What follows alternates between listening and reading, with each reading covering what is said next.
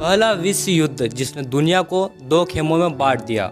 ऐसा भयानक युद्ध हुआ कि करोड़ों लोगों की जान गई। युद्ध के बाद भयानक बीमारियां फैली जिसके कारण लाखों लोग मारे गए और अमेरिका एक महाशक्ति बनकर उभरा। तो आइए दोस्तों जानते हैं कि आखिरकार पहला विश्व युद्ध क्यों हुआ और दो देशों की लड़ाई ने पूरे विश्व को युद्ध में कैसे झोंक दिया। हमें पहले विश्व युद्ध को विस्तार से समझने के लिए इतिहास में घटित घटनाओं के बारे में जानना होगा। इसकी शुरुआत होती है ऑस्ट्रेलिया और हंगरी से 1867 में। ऑस्ट्रेलिया और हंगरी दोनों देश विलय होकर एक देश बना, जहाँ के सम्राट फ्रांसिस जोसेफ थे। फ्रांसिस जोसेफ मूल रूप से ऑस्ट्रेलिया के निवासी थे और उनके वारिस फ्रेंच फर्डिनेंड इस साम्राज्य के राजकुमार थे। इस युद्ध के शुरुआत के पहले ऑस्ट्रेलिया हंगरी के राजकुमार फ्रेंच फर्डिनेंड को सोफी नाम की एक लड़की से प्यार हो जाता है, लेकिन राजकुमार फर्डिनेंड एक शाही परिवार से थे और सोफी एक आम लड़की थी। ऑस्ट्रेलिया हंगरी के सम्राट फ्रांस जोसेफ ये चाहते थे कि राजकुमार फर्डिनेंड शाही घराने के सदस्य होने के नाते किसी शाही परिवार से अपनी पत्नी चुनेंगे, लेकिन राजकुमार को तो सोफी ही पसंद थी। आर्चड्यूक के परिवार राजकुमार के इस फैसले का कड़ा विरोध किया, लेकिन राजकुमार फर्डिनेंड ने मानो ठान लिया था कि शादी तो वे सोफी से ही करेंगे। अब राजकुमार की पसंद सम्राट फ्रांस जोसेफ को मानने ही पड़ी, लेकिन उन्होंने राजकुमार के सामने एक शर्त रखी कि उनके होने वाले बच्चे कभी भी राज्य के वारिस नहीं बनेंगे। इस शर्त को राजकुमार ने मान लिया और सन 1900 में राजकुमार के साथ सोफी की शादी हो गई। अब राजकुमार और सोफी की शादी तो हो गई, लेकिन चूंकि सोफी शाही परिवार से नहीं थी, इसलिए उन्हें वो सभी सुविधाएं और विशेषाधिकार नहीं थे जो अन्य को थे। वियना में उन्हें शाही कार और रॉयल बॉक्स में बैठने की इजाज़त नहीं थी। राजकुमार के अंकल यानी ऑस्ट्रेलिया हंगरी के सम्राट एक ताकतवर शासक थे। 1867 में ऑस्ट्रेलिया हंगरी एक दूसरे में विलय होकर एक देश बन गए थे और इस साम्राज्य के सम्राट थे फ्रेंच जोसेफ, जो कि ऑस्ट्रिया के निवासी थे। सम्राट फ्रेंच जोसेफ ने अपने राज्य का विस्तार करने के लिए सन 1908 में बोस्निया हर्ज़गोविना नाम के 91,000 वर्ग मीटर वाले राज्य को जीत लिया। अब बोस्निया हर्ज़गोविना राज्य ऑस्ट्रिया हंगरी के अंतर्गत आ गया था। बोस्निया हर्ज़गोविना राज्य में एक प्रमुख शहर है जिसका नाम साराजेवो है। यह क्षेत्र भी अब ऑस्ट्रिया हंगरी के सम्राट फ्रेंच जोसेफ के अधीन था, लेकिन इस राज्य के कुछ लोगों को सम्राट जोसेफ की अधीनता स्वीकार नहीं थी, इसलिए बहुत सारे लोग क्रांतिकारी बन गए थे। इन्हीं क्रांतिकारियों ने मिलकर एक संगठन बनाया जिसका नाम ब्लैक हैंड था। इस संगठन में कुछ लोग सर्बिया के भी शामिल थे। यह क्रांतिकारी फ्रांस जोसेफ का सामना आमने सामने से नहीं कर सकते थे, क्योंकि सम्राट जोसेफ की सत्ता को ललकारना कोई आम बात नहीं थी। इसलिए वे किसी ऐसे मौके की तलाश में थे जिससे सम्राट को प्रभावित किया जा सके। वैसे आपको बता दें कि सम्राट जोसेफ अब 83 वर्ष के हो गए थे। वे 1848 में राजगद्दी पर बैठे थे और 83 वर्ष की आयु तक शासन करके वे यूरोप के इतिहास में सबसे लंबे समय तक राज करने वाले शासकों में से एक थे। जून 1914 में कुछ महीनों सम्राट जोसेफ बीमार चल रहे थे। अप्रैल में उनकी तबीयत बिगड़ने से निकट भविष्य में राजकुमार फ्रांस फर्डिनेंड के सम्राट बनने की अटकलें तेज हो गई थी और अब तक उनकी शादी को 14 वर्ष हो गए थे। राजकुमार फ्रांस फर्डिनेंड अपने सम्राट द्वारा जीते गए राज्य बोस्निया के साथ अच्छा शाही रिश्ता बनाना चाहते थे। वे 28 जून 1914 दिन रविवार राजकुमारी और उनकी पत्नी की शादी की 14वीं वर्षगांठ थी और इसी दिन राजकुमार अपनी पत्नी के साथ बोस्निया हर्ज़गोविना का प्रमुख शहर साराजेवो की यात्रा पर निकले थे। लेकिन यह यात्रा पूरे विश्व के लिए एक भयानक तबाही लेकर आने वाली थी। इस यात्रा पर जाने से पहले राजकुमार के गुप्तचरों ने उन्हें साराजेवो शहर ना जाने की चेतावनी दी, क्योंकि इस यात्रा में राजकुमार को खतरा था। आपको बता दी कि राजकुमार पर पहले भी 3 बार हमले हो चुके थे, लेकिन राजकुमार ने अपने गुप्तचरों को यह कह दिया था कि उनकी जान को तो खतरा रहता है, हमें ईश्वर पर भरोसा रखना चाहिए। और इस तरह से राजकुमार ने अपने गुप्तचरों की चेतावनी ना मानते हुए वे साराजेवो शहर की यात्रा पर निकल गए, जहाँ उनकी राह वहाँ के क्रांतिकारी पहले से ही देख रहे थे। राजकुमार की इस आगामी यात्रा के बारे में न्यूज़पेपर में पहले ही खबरें छप चुकी थी, इसलिए राजकुमार के स्वागत के लिए भारी भीड़ जमना लाजमी था। 28 जून 1914 को राजकुमार अपनी पत्नी सोफी के साथ ट्रेन में सवार होकर साराजेवो स्टेशन पहुंचने वाले थे। इस जगह पर पहले से ही सैकड़ों लोग सड़कों के दोनों ओर जमा होना शुरू हो गए थे, क्योंकि यहीं से शाही सवारी को निकलना था। पूरे रास्तों को झंडों और फूलों से सजाया गया था। ट्रेन साराजेवो स्टेशन पहुंची, जहां आर्चड्यूक और उनकी पत्नी के स्वागत के लिए बोस्निया हर्ज़गोविना के सैन्य गवर्नर जनरल ऑस्कर पोटियोरेक और सारायेवो के मेयर फेहिम एफेंदी चुइचिर्च मौजूद थे। राजकुमार और उनकी पत्नी खिलखिलाती धूप में उतरे और उनका विधिवत तरीके से स्वागत किया गया। शाही युगल का स्वागत औपचारिक गार्ड ऑफ ऑनर देकर और 15वीं आर्मी कोरवेट ने ऑस्ट्रिया के राष्ट्रीय गान को बजाकर किया। उस दिन के दौर का पहला पड़ाव सिटी हॉल था, जहां मेयर चुइचिर्च को आधिकारिक स्वागत भाषण देना था। इसके बाद राजकुमार को संग्रहालय में एक कार्यक्रम में भाग लेना था, जिसके बाद गवर्नर के घर पर दोपहर खाने में उनकी डचेस से फिर मुलाकात होनी थी। सबसे पहले राजकुमार ने स्टेशन के सामने मौजूद सैनिकों के बैरकों का संक्षिप्त दौरा किया, जहां टुकड़ियों का निरीक्षण किया गया। क्योंकि राजकुमार की पत्नी यानी सोफी एक शाही परिवार से नहीं थी, इसलिए सोफी को शाही कार में बैठने की इजाज़त पहले नहीं थी। लेकिन सारायेवो में राजकुमार सेना के इंस्पेक्टर जनरल के तौर पर गए थे, इसलिए सोफी का अपने पति के साथ शाही कैरेज में सवार होकर जाना लाजमी था।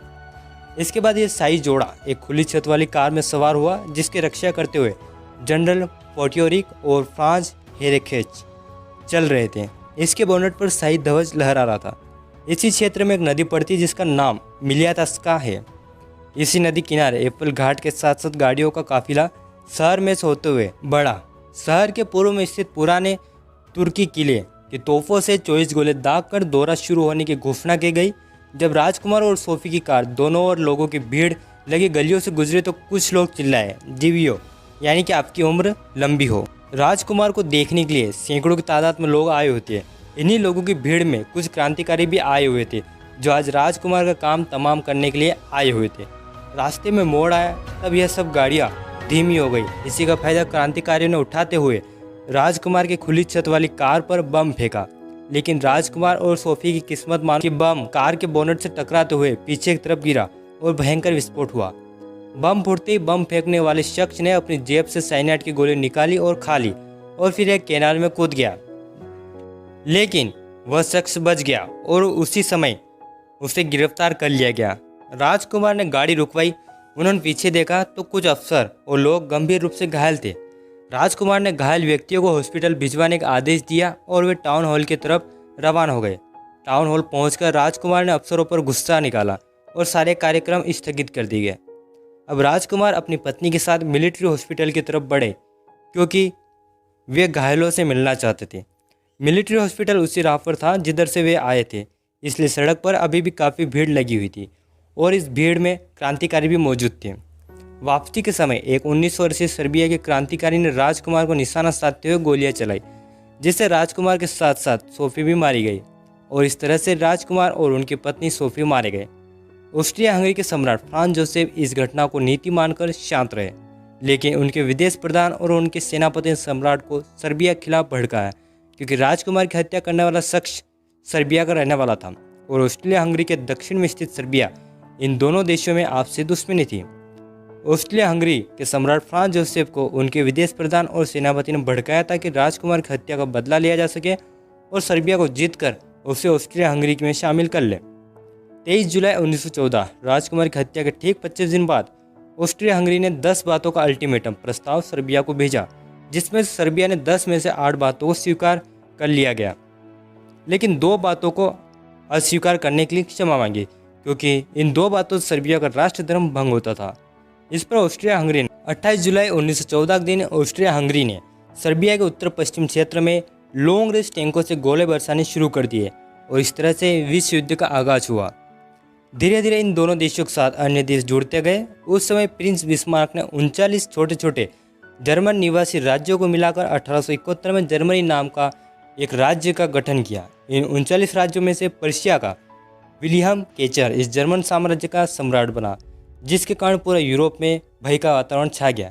इटली का एकीकरण भी हुआ। इन नए नए एकीकरण का आधार जाति और भाषा थी। सर्बिया में सवाल जाति के लोग रहते थे। कुछ क्रांतिकारी सवाल जाति के लोग ऑस्ट्रिया हंगरी में भी निवास करते थे। रशिया एक सवाल राष्ट्र था, इसलिए वह ऑस्ट्रिया हंगरी के सामने एक सवाल राष्ट्र खड़ा करना चाहता था, इसलिए वह सर्बिया का साथ दे रहा था। इस तरह हिटलर सहित जर्मनी के जर्मन जाति के लोग थे, इसलिए जर्मनी का झुकाव ऑस्ट्रिया हंगरी की तरफ था। उस समय नई नई टेक्नोलॉजी का विकास हो रहा था, इसलिए ताकतवर देश आक्रमण कर अधिक से अधिक क्षेत्रों पर राज करना चाहते थे। उस समय कई देशों में गठबंधन भी हो रखे थे, यानी कि एक देश को खतरा होने पर दूसरा देश सहायता करेगा। उस समय रशिया में साम्यवादी लोग क्रांति कर रहे थे। इस पर रशिया के जॉर्ज निकोलस ने युद्ध में सर्बिया का साथ देने का निर्णय लिया, क्योंकि लोगों का ध्यान युद्ध की तरफ चला जाए और रशिया में साम्यवादी क्रांतिकारी रुक जाए। इस युद्ध में एटलांटिक ओशन के उस पार बसे अमेरिका का इस युद्ध से कुछ लेना देना नहीं था और ब्रिटेन भी तटस्थ था। जर्मन के सम्राट केचर और ब्रिटेन के सम्राट जॉर्ज पंचम मामा बुआ के लड़के थे। फ्रांस के सम्राट ने ब्रिटेन से सहायता मांगी कि अगर जर्मनी फ्रांस पर हमला करेगा तो ब्रिटेन को फ्रांस का साथ देना होगा, लेकिन ब्रिटेन तटस्थ था। उधर जर्मनी ने फ्रांस के सामने सवाल रखा कि फ्रांस युद्ध में किस पक्ष की तरफ से युद्ध करेगा। इस पर फ्रांस ने कहा कि जब युद्ध होगा तब फ्रांस खुद का निर्णय खुद करेगा। यह जवाब जर्मनी को अस्पष्ट लगा। जर्मनी को लगा कि यदि फ्रांस उनसे युद्ध करेगा तो एक साथ फ्रांस और रशिया से युद्ध करना संभव नहीं है, इसलिए जर्मनी ने पहले फ्रांस पर हमला करने का ठान लिया। फ्रांस ने जर्मन फ्रेंच के बॉर्डर पर 10 लाख सिपाही तैनात किए हुए थे। जर्मनी ने सोचा कि यदि वे फ्रांस के बॉर्डर पर लड़ाई करेंगे तो नुकसान ज़्यादा होगा, इसलिए जर्मनी ने दूसरा रास्ता निकालने का सोचा। दरअसल जर्मनी और फ्रांस के बीच में बेल्जियम नाम का एक छोटा सा देश है। जर्मनी के सम्राट केचर ने सोचा कि यदि वे बेल्जियम से होकर फ्रेंच पर आक्रमण कर देंगे, इसलिए जर्मनी सम्राट केचर ने बेल्जियम के राजा अल्बर्ट को संदेश भेजा कि यदि आप अपने देश की लैंड हमें फ्रांस में घुसने के लिए यूज़ करने दें, हमारे 4 लाख सैनिक आपके देश से होकर गुजरेंगे और इससे बेल्जियम को होने वाली हानि जर्मनी वहन करेगा। इस पर बेल्जियम ने सोचा कि जर्मनी के पास कुल 45 लाख सैनिक है, जिसमें से 4 लाख सैनिक बेल्जियम से होकर जाएंगे, और यदि जर्मनी ने बेल्जियम पर हमला कर दिया तो बेल्जियम के पास 1,17,000 का सैन्य बल है और वे जर्मनी का सामना नहीं कर पाएंगे। इस डर के कारण बेल्जियम ने जर्मनी को सहायता करने से मना कर दिया और तुरंत ही 3 अगस्त 1914 के दिन बेल्जियम ने ब्रिटेन से सहायता मांगी। ब्रिटेन से सहायता मांगने का कारण यह था कि 1839 का ब्रिटेन बेल्जियम सैन्य समझौता, इस समझौते के अनुसार यदि बेल्जियम को कोई खतरा होगा तो ब्रिटेन सहायता करेगा।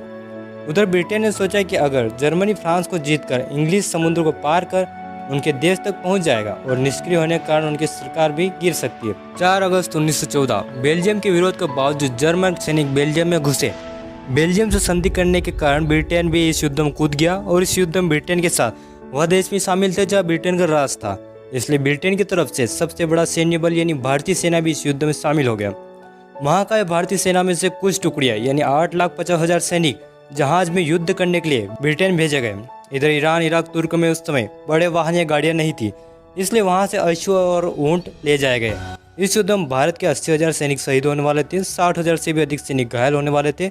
3,000 घोड़े, 65,000 खच्चर, 11,000 ऊंट और 5,000 बैल की बलि इस युद्ध में चढ़ने वाली थी। लेकिन दुख और अफसोस यह था कि यह सब भारत के लिए नहीं था, बल्कि भारत को गुलाम बनाने वाले ब्रिटेन के लिए शहीद होने वाले थे। इस युद्ध में ब्रिटेन के शामिल होने से धीरे धीरे 28 देश इस युद्ध में आ गए। इस युद्ध में अब तक अमेरिका शामिल नहीं हुआ था। इधर ब्रिटेन के युद्ध में शामिल होने के कारण जर्मनी ने सोचा कि ब्रिटेन का समुद्र पर एकाधिकार खत्म हो जाए, इसलिए सम्राट केचर ने अपने देश की सबमरीन को एटलांटिक ओशन पर काम करने पर लगा दिया। जर्मनी ने ब्रिटेन के जहाज़ों को निशाना बनाया, यहाँ तक कि पैसेंजर जहाज़ों को भी नहीं छोड़ा गया। तब ब्रिटेन के प्रधानमंत्री ने अमेरिका के वुडरो विल्सन से सहायता मांगी, लेकिन अमेरिका ने ब्रिटेन को सहायता करने से मना कर दिया, क्योंकि वे अमेरिका को इस युद्ध में नहीं झोंकना चाहते थे। लेकिन 7 मई 1915 के दिन अमेरिका को भारी ठेस लगी, जब जर्मन सबमरीन ने ब्रिटेन के एक बड़े जहाज़ को नष्ट कर दिया गया, जिसमें 11 से 58 लोग मारे गए, जिनमें से 128 लोग अमेरिका के थे। तब अमेरिका इस युद्ध में कूदने वाला था, लेकिन जर्मन सम्राट केचर ने अमेरिका से माफ़ी मांगी कि अगली बार से अंधाधुंध छापेमारी कर आगे टारगेट नहीं किया जाएगा, यानी कि जर्मन पहले जहाज़ में यह चेक करेगा कि जहाज़ में कोई अमेरिकी नागरिक तो नहीं है। यदि नहीं हुआ तो फिर जहाज़ को ख़त्म किया जाएगा। लेकिन यह शर्त जर्मनी को हानि पहुंचाई, क्योंकि जब जर्मन सैनिक जहाज़ में यह चेक करने जाते थे कि क्या कोई अमेरिकी नागरिक जहाज़ में तो नहीं है, इतने में ब्रिटिश सैनिक पहले ही जर्मन सैनिकों को ख़त्म कर देते। इससे जर्मनी को बहुत नुकसान हो रहा था, इसलिए सम्राट केचर ने सोचा कि अमेरिका को उसकी घरेलू लड़ाई में ही उलझाया जाए। इसलिए जर्मनी ने मेक्सिको का अमेरिका के खिलाफ उकसाया, क्योंकि कैलिफोर्निया, नेवाड़ा, उट्टा, न्यू मेक्सिको और हार्मिंग राज्य पहले मेक्सिको के ही थे, लेकिन 1818 में अमेरिका ने ले लिए थे। यह प्रदेश 13 लाख स्क्वायर मीटर का था। इस प्रदेश को वापस मेक्सिको को दिलाने का संदेश जर्मनी ने एक कोडवर्ड के रूप में मेक्सिको को भेजा था। इसमें मेक्सिको को करना बस यही था कि मेक्सिको को अमेरिका के खिलाफ युद्ध डिक्लेयर कर देना था और उसके बाद जर्मन सैनिक मेक्सिको की सहायता करने के लिए आ पहुंचने वाला थे। यह संदेश सांकेतिक और गुप्त था, लेकिन इस संदेश को ब्रिटिश गुप्तचरों ने डिकोड कर अमेरिका के प्रमुख वुडरो विल्सन को दे दिया। फिर क्या था, 6 अप्रैल 1917 के दिन अमेरिका भी इस युद्ध में कूद पड़ा उसके साथ ही क्यूबा, पनामा, सियमा यानी कि थाईलैंड, चीन, ग्रीस, ब्राज़ील, हैती जैसे देश भी इस युद्ध में कूद पड़े। इटली और 5 देश पहले इस युद्ध में कूद पड़े थे। उस समय लगभग पूरा विश्व 2 खेमों में बढ़ गया था, जिसमें से एक एलाइड पावर्स और दूसरा केंद्रीय शक्तियाँ थी। यह युद्ध 4 वर्ष 4 महीने और 11 दिन चला, जिसमें 11 करोड़ लोग मारे गए, लाखों बेघर हुए, अरबों की संपत्ति का नुकसान हुआ, कई जीव जंतु मारे गए। इतना ही नहीं, 1918 के समय युद्ध समाप्ति के समय इन्फ्लुएंजा महामारी फैली, जिसके कारण दुनिया भर में 17 से 50 मिलियन लोगों की मृत्यु हुई। ऑस्ट्रिया हंगरी के राजकुमार की हत्या शुरू हुई लड़ाई से लगभग पूरी दुनिया ही युद्ध में कूद पड़ी। इस युद्ध से पूरी दुनिया में बेहद बड़े बदलाव आए। रशिया में 370 साल के जाटशाही खत्म हो गए और वहाँ साम्यवाद की शुरुआत हुई। कुछ समय बाद ये साम्यवाद देश रशिया और अमेरिका के बीच कोल्ड वार होने वाला था, जिसके चलते ये दोनों देश 30,000 परमाणु बम बनाने वाले थे। इस युद्ध के बाद जर्मन के साथ कई अन्याय भी हुए, जिसके कारण दूसरा विश्व युद्ध होने वाला था। ब्रिटेन का सूरज लगभग अंत होने वाला था और पश्चिमी अमेरिका नाम की एक नई शक्ति बनने वाली थी। इस युद्ध में यूरोप की कई कंपनियां और उद्योग खत्म हो चुके थे। अब यूरोप में कुछ भी पैदा करने की क्षमता नहीं थी, इसलिए यूरोप की मांग को पूरा करने के लिए अमेरिका में नए उद्योगों को जन्म रहे थे, जिसके कारण अमेरिका अमीर देश बना। ऑस्ट्रिया और हंगरी 2 अलग अलग देश बने। मोंटेनेग्रो नामक देश का कोई अस्तित्व नहीं रहा। यूगोस्लाविया, एस्टोनिया, लिथुआनिया और पोलैंड नए देश जन्मे। रोमानिया का भूगोल लगभग दुगना हो गया। इस युद्ध से जर्मनी को भारी नुकसान हुआ। हार के कारण कैचर को लगभग 65,000 स्क्वायर किलोमीटर जितना बड़ा भूभाग अपने पड़ोसी देशों को देना पड़ा। जर्मनी के railway, engine, submarine technology France और ब्रिटेन ने युद्ध में नुकसान के कारण छीन लिए और ऊपर से $50 अरब की पेनल्टी लगाई, जिससे जर्मनी में असंतोष छा गया। यहाँ एक घटना का वर्णन करना बेहद आवश्यक है। प्रथम विश्व युद्ध में हुई एक आकस्मिक घटना ने आने वाली स्थिति को बदल दिया। घटना यूँ थी कि ब्रिटिश सैनिक हेनरी टेंडी फ्रांस की उत्तरी सीमा में जर्मनी के सामने युद्ध लड़ रहे थे। लुइस टाइप की राइफल के साथ वे और उनके साथी कई घंटों से जर्मन के खिलाफ युद्ध लड़ रहे थे और उन्होंने जर्मन सैनिकों को पीछे हटने के लिए मजबूर कर दिया था। इन सब के बीच अचानक से, या यूँ कहिए कि आकस्मिक से, एक जर्मन सैनिक टेंडी के राइफल लाइन के सामने आ खड़ा हुआ। वह जर्मन सैनिक घायल था और उसने हेनरी टेंडी ने उसे शूट करने की सोच बदल दी और अपनी राइफल नीचे झुका दी और वह जर्मन सैनिक एक आर्टिफिशियल स्माइल के साथ वहाँ से दूर चला गया। कई सालों बाद हेनरी टेंडी को बेहद ही पछतावा हुआ, क्योंकि टेंडी की राइफल का जो शिकार नहीं हुआ था वह जर्मन सैनिक कोई और नहीं बल्कि एडोल्फ हिटलर था। विधि का विधान देखिए दोस्त, गोली चलने के कारण पहला विश्व युद्ध हुआ और दूसरी गोली के न चलने के कारण दूसरा विश्व युद्ध हुआ। तो दोस्तों यह थी विश्व युद्ध प्रथम की पूरी कहानी। दोस्तों इस वीडियो को शेयर करने के साथ साथ कमेंट कीजिए और आप हमारी वीडियो मिस नहीं करना चाहते तो हमारे चैनल सब्सक्राइब कर ऑल नोटिफिकेशन चालू कर लें। आपका धन्यवाद।